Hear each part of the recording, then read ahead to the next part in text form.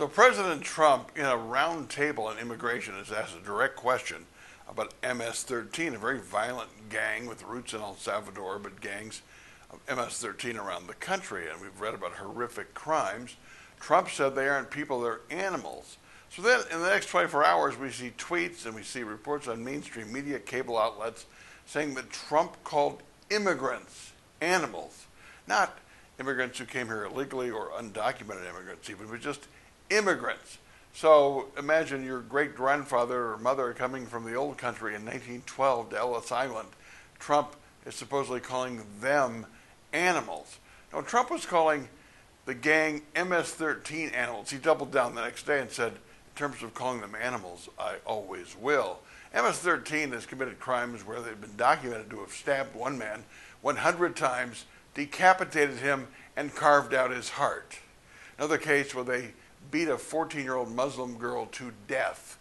Some of these crimes are absolutely horrific.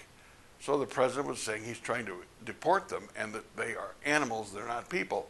But when you say over 24 hours that Trump was calling immigrants animals, you are doing what Trump does. When Trump makes stuff up and lies, that's what you're doing, which helps Trump, helps his supporters. And it just brings me back so vividly to 50 years ago. The country was torn apart, anti-war protests, anti-Vietnam War, civil rights protests in the streets.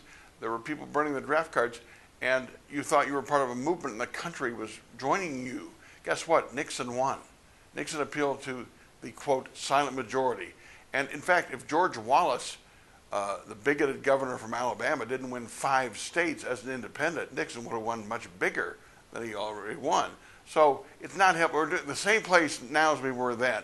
If you do that, if you say, misconstrue what Trump says in that regard regarding MS-13, a vile, violent, barbarian gang, and say that he's smearing your grandfather at Ellis Island, guess what? The same thing will happen to Trump that happened to Nixon.